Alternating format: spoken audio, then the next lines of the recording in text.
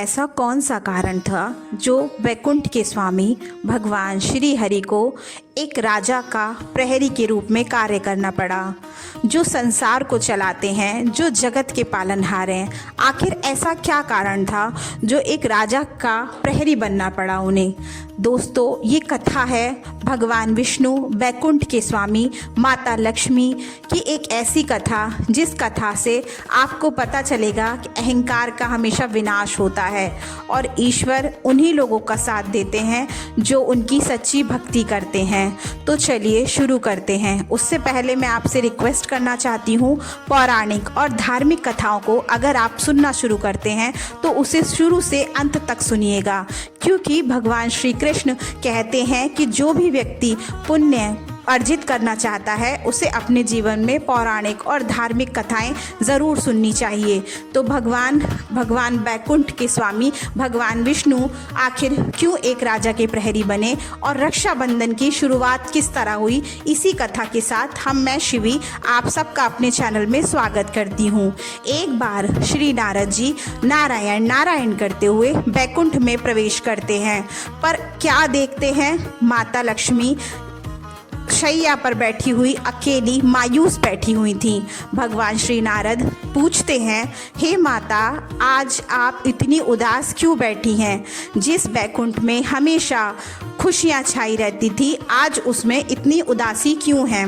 माता लक्ष्मी अपनी नज़रें झुकाए हुए नारद जी से कहती हैं, हे नारद, मैं तुम्हें क्या कारण बताऊं? जो इस वैकुंठ की आभा हैं, जो इस वैकुंठ के स्वामी हैं, आज वही भगवान विष्णु एक राजा के यहाँ प्रहरी के रूप में कार्य कर रहे हैं। इस वैकुंठ की तो रौनक ही खत्म हो गई है।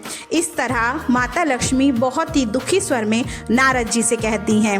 नारद जी पूछते हैं, कृपया माता मुझे पूरी कथा विस्तार में बताएं।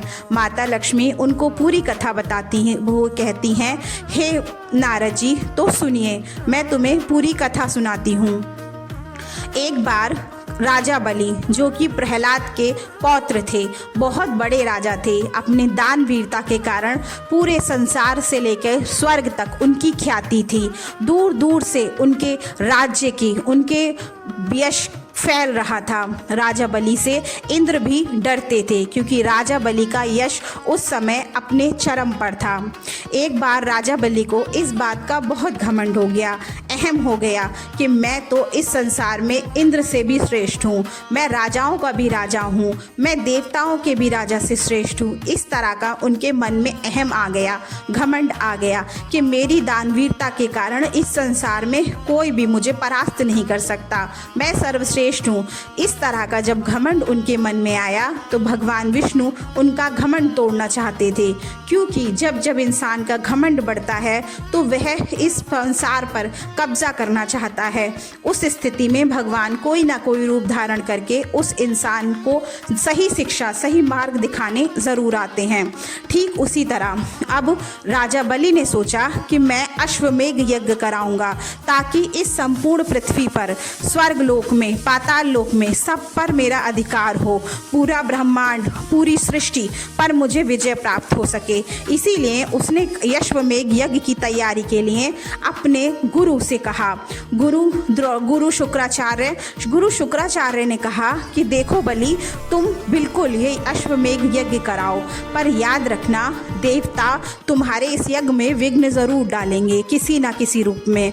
बलि बोला कि कोई बात नहीं, मैं सबको देख लूँगा, मैं सर्वशक्तिमान हूँ, सबसे ज़्यादा बलशाली हूँ, मेरे रास्ते में आने वाले हर परेशानी को मैं खुद से हटा दूँगा, आप निश्चिंत रहिए।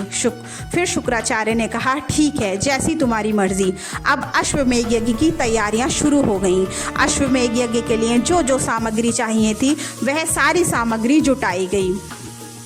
तभी भगवान विष्णु वैकुंठ से एक छोटे से ब्राह्मण के छोटे से बालक का रूप धारण करके यानी वामन का रूप धारण करके बलि के राज दरबार में पहुँचे।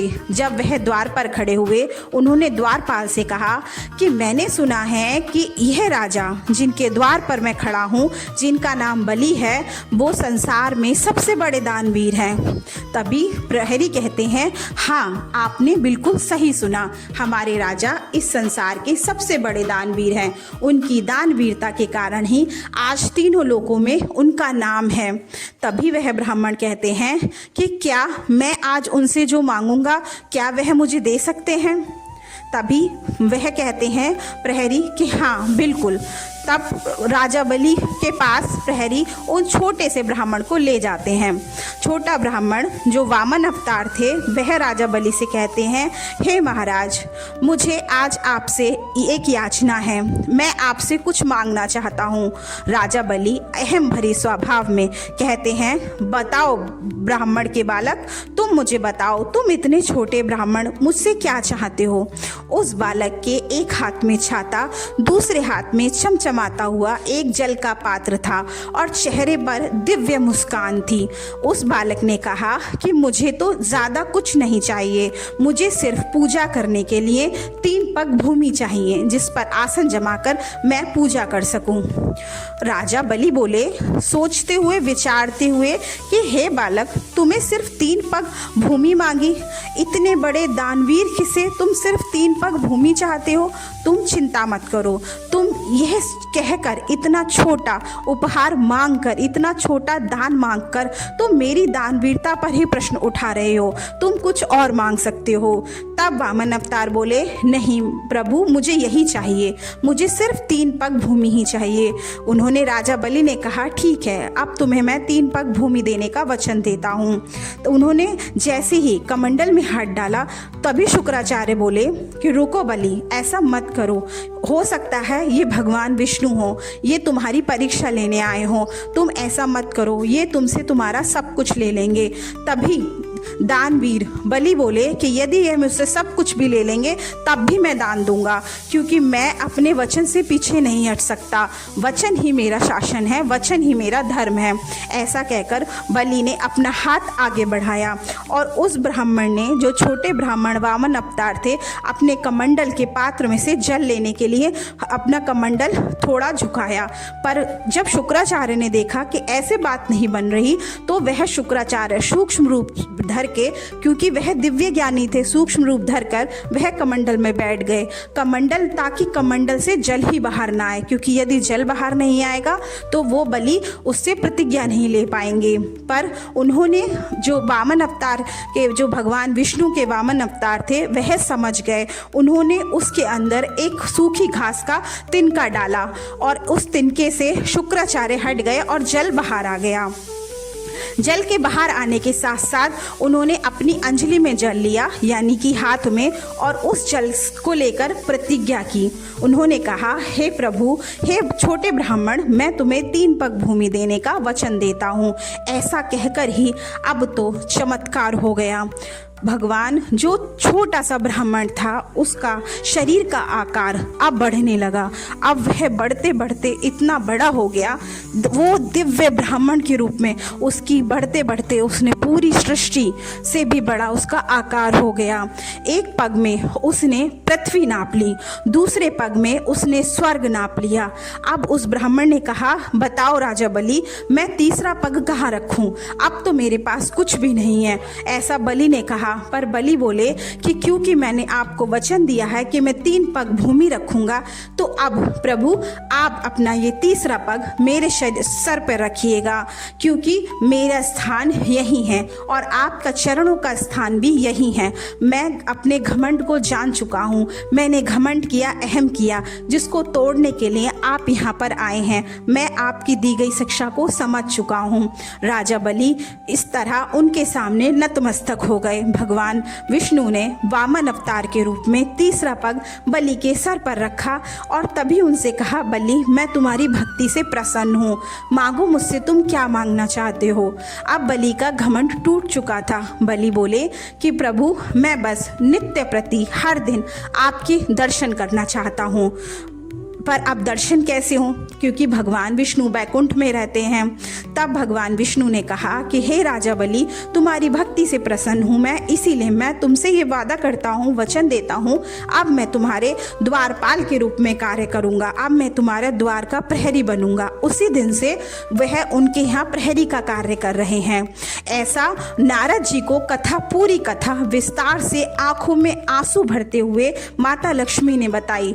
नारद जी सोच में पड़ गए। नारद जी ने कहा, हे प्रभु, ऐसा क्या हो जो हमारी समस्या का समाधान हो। उन्होंने भगवान कृष्ण से, जो भगवान विष्णु का ही एक अवतार है, उनसे मन ही मन प्रार्थना की। भगवान विष्णु यानी भगवान कृष्ण ने उनके मन में एक विचार दिया। तभी नारद जी ने माता लक्ष्मी से कहा, माता, मेरे पास एक युक्ति है, आप ऐसा कीजिएगा, आपको आपके पति वापस मिल जाएंगे। भगवान विष्णु दोबारा से बैकुंठ में विराजने लगेंगे। माता लक्ष्मी के चेहरे पर अब चमक आ गई और एक मुस्कान उनके होठों पर तैरने लगी। उन्होंने तुरंत उत्सुकतावश पूछा, बताओ नारद जी, क्या उपाय है। उन्होंने कहा कि आप राजा बलि के यहाँ जाओ एक बहन बनके, तभी आपका यह कार्य सिद्ध हो सकता है। तभी लक्ष्मी माता ने एक साधारण कन्या का, साधारण स्त्री का रूप धरा और उनकी बहन बनकर हाथ में थाली लेकर उनके यहाँ गई। भगवान बैकुंठ के स्वामी भगवान विष्णु प्रहरी के रूप में उस राजा के दरबार में पहरा दे रहे थे। यह देखकर माता लक्ष्मी को बहुत दुख हुआ। वह द्वार के अंदर गईं और वहां राजा बलि सिंहासन पर बैठे हुए थे, रत्न जड़ित सिंहासन पर। जब वह सिंहासन पर बैठे थे, माता लक्ष्मी ने उनसे गुहार लगाई कि हे राजा बलि, मैंने तुम्हारी दानवीरता का बहुत यश सुना है। मैं जानती हूँ तुम्हारे द्वार से कभी कोई खाली हाथ नहीं जाता, पर मैं आज एक बात लेकर आई हूँ। भगवान बलि तुरंत उतर कर आए और उन्होंने कहा, हे देवी, तुम मुझे बताओ, तुम्हारी जो भी समस्या होगी, मैं उसका समस्या का समाधान देने का तुम्हें वचन देता हूँ और मेरा वचन ही मेरा शासन है। वह बोली, माता लक्ष्मी, जो एक साधारण स्त्री का वेश धर कर आई थी, एक रक्षा सूत्र हाथ में आगे बढ़ाते हुए बोली कि यह रक्षा सूत्र मैं अपने भाई को बांधना चाहती हूँ, पर ये मेरा इस संसार में कोई भाई नहीं है, पर अब मैं क्या करूँ, मैं बहुत दुखी हूँ। तभी राजा बलि बोले, देवी, इतना सा आप ये रक्षा सूत्र मेरे हाथ में दीजिए, बांधिए। आज से मैं आपका भाई हूँ और मैं हर तरह से आपका रक्षा, आपकी सुख सुविधा देने का मैं वचन देता हूँ। माता लक्ष्मी ने उसकी कलाई पर, राजा बलि की कलाई पर वह रक्षा सूत्र बांध दिया। रक्षा सूत्र बांधने के बाद राजा बलि ने अपनी बहन से यानी माता लक्ष्मी से कहा कि अब तुम उपहार मांगो देवी, तुम्हें क्या चाहिए, अब तुम मेरी बहन हो, अब तुम मुझसे मेरे प्राण भी मांगोगी तब मैं दूंगा। इतनी महान थी बलि की दानवीरता। माता लक्ष्मी ने कहा कि तुम मुझे मेरा सुहाग वापस दे दो, मेरे स्वामी वापस दे दो। अब बलि सोच में पड़ गए। सुहाग, स्वामी, मैं कुछ समझा नहीं देवी। तभी माता लक्ष्मी ने अपना दिव्य रूप धारण किया और बताया कि मैं माता लक्ष्मी हूँ। माता लक्ष्मी के दिव्य रूप करके अब तो वह उनके चरणों में गिर गया। राजा बलि बोला, जिन महालक्ष्मी की महिमा पूरा संसार गाता है, आज वो महालक्ष्मी खुद मेरे द्वार पर आई हैं। माता, मैं तो धन्य हो गया, आपने मुझे अपना दर्शन देकर मुझे कृतज्ञ कर दिया। आखिर आप को क्या चाहिए। तब माता लक्ष्मी ने वही बात कही कि आप बैकुंठ के स्वामी भगवान श्री हरि को दोबारा वहां जाने के लिए बोलिए, तो आपने वचन वापस लीजिए। तभी बलि ने कहा, हे माता, आप मेरी बहन के रूप में मैंने आपको बहन माना है, मैं वचन देता हूँ कि आज से मैं भगवान श्री हरि को अपने वचन से मुक्त करता हूँ, अब वो बैकुंठ जा सकते हैं। उसने बलि ने भगवान श्री हरि विष्णु के चरण छुए और बोला, मेरा भक्ति की तरह मैं आपसे प्रार्थना करता हूँ कि आप बैकुंठ में वापस विराजिए। इस तरह बलि ने भगवान विष्णु और माता लक्ष्मी के चरणों में अपना मस्तक झुका दिया। अब उसके अंदर न घमंड था न द्वेष था। इस तरह युगों युगों तक बलि की अपनी दानवीरता के कारण चर्चा हुई होती है और आज भी बलि को एक बहुत बड़े दानी के रूप में जाना जाता है। इस भगवान श्री कृष्ण ने ये कथा सत्यभामा, देवी सत्यभामा को सुनाई थी। जब देवी सत्यभामा ने उनसे प्रश्न किया था कि हे प्रभु, क्या यदि इंसान के मन में अहम हो तो क्या उसको भी तोड़ने का कोई उपाय होता है? यह मनुष्य अपने अहम में कहाँ तक परेशानी में खुद को डाल लेता है। तब भगवान श्री कृष्ण ने ये कथा देवी सत्यभामा को सुनाई थी, जो कथा मैंने आज आपको सुनाई है। भगवान श्री हरि विष्णु ने उसी दिन से जनमानस में ये कहा कि यदि कोई भी बहन ये रक्षा सूत्र अपने भाई के बांधेगी तो उसके भाई की लंबी आयु होगी। साथ में भाई को भी ये वचन देना है कि वह अपने बहन का देखभाल करेगा, अपनी बहन की रक्षा करेगा। इसी के साथ ये रक्षाबंधन का पवित्र त्यौहार उसी दिन से मनाया जाने लगा।